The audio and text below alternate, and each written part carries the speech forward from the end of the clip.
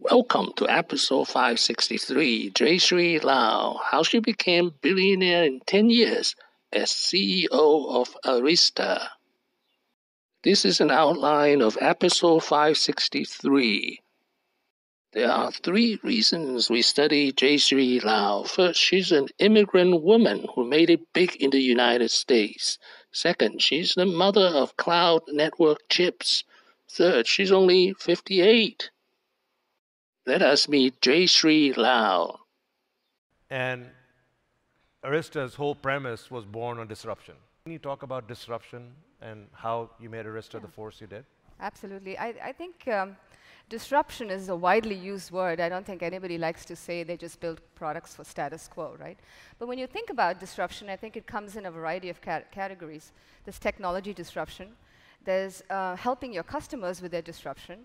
But I think there's also changing your habits. There's a fundamental disruption of, how does the world look and how do you change to adapt to that world, whether it's your people, your leaders, your technology, and your habits. So I think you have to look at all vectors, and that was the beauty of Arista.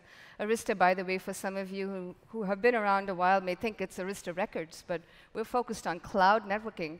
And in Greek, it means to be the best. And I think disruption is defining what that best is in every angle. Jayshree Ulall was born in London in 1961. She grew up in New Delhi, and she went to school in San Francisco, United States. It's very, very fitting, and we're truly honored to stand and live by our name. Do you know what Jayshree means, my name? My parents had big plans for me. It means goddess of victory. So I'm working on it, but you guys have certainly put me one step closer. In 1981, at the age of 20, she graduated with a Bachelor of Science in Electrical Engineering from San Francisco State University. In 1986, at the age of 25, she earned a Master's of Science degree in Engineering Management from Santa Clara University. In 1993, she was working for Crescendo Network when it was acquired by Cisco. Then she spent more than 15 years working at Cisco. She was the billion-dollar woman responsible for 1/3 of Cisco's sales. So you're at Cisco, you built this $10 billion business unit. A $10 billion business line is a lot. There aren't that many companies doing $10 billion in revenue. What was it like? What was the first $5 billion and then the last $5 billion like? Yeah, no, that's a really good question. The first $5 billion, I felt I was running the business. The second $5 billion, I felt it was running me. In 2008, she quit Cisco and became CEO of Arista Networks. Arista Networks was founded by 3 mad scientists who are super rich. The most famous is Andrea von Bechtolsheim. He's a German immigrant and a professor at Stanford University. The second rich mad scientist is David Cheriton. He's Canadian and also a professor at Stanford University. The third mad scientist is Kenneth Duda. He's a PhD from Stanford University. Well, it's just been a fantastic journey. You just don't get this many chances to participate in something like Arista from the ground up. Our growth has been driven in no small part thanks to the incredible growth of cloud computing. Cloud computing is changing the world, and the cloud data centers need a different kind of network infrastructure. They need something that scales to meet their needs and is customizable to integrate with all of their management systems or automation. And we've been able to provide that and be part of that journey. It's been incredibly gratifying.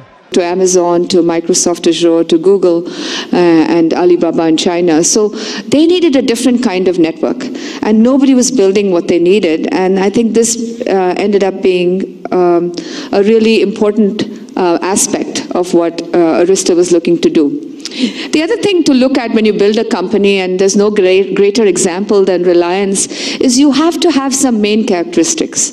You have to build a disruptive technology. Nobody is going to come to you for anything but best of breed. You can't start a company with worst of breed, that's for sure, right? You have to be better and significantly better than what exists. You have to have a sustainable value proposition. It's very easy in tech for you to build one nice widget, but it's difficult to build multiple cycles. You can have one cycle and then miss the other. You have to have customers embrace it. We've had the fortune of having JT and equivalent customers embrace us. And we've also had we also set a culture. We're really a company built by engineers for engineers. So you won't see airport billboard ads, which is probably why many of you haven't heard of Arista. We don't spend on branding and marketing. We spend on R&D. We spend 3 times as much as a percentage of revenue on R&D. Then often success is measured by the inflection point. Inflection point is usually around IPO or when you make your first billion. It took dry as ice cream. I like ice cream, so I put that up there.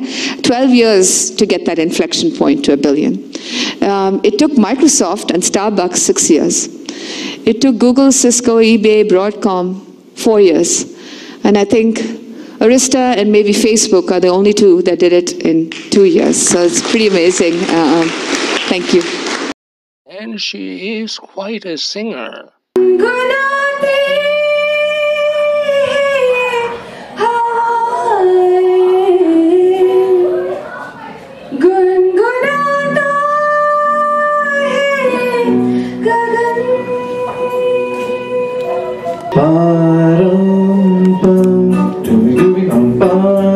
Zooby dooby baram bum, zooby dooby not shake you pagal stupid man.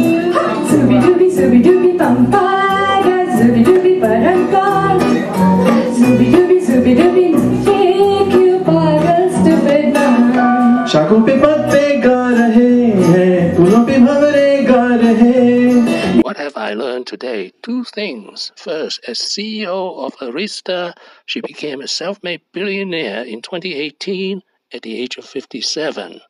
Second, she worked for 6 different companies over 35 years. She did not found Arista. Arista was founded by 3 mad scientists, all PhDs. Thank you for watching. Please subscribe and leave your questions and comments below. My next video will be JayshreeUlall, 10 lessons, wishing everyone peace and prosperity.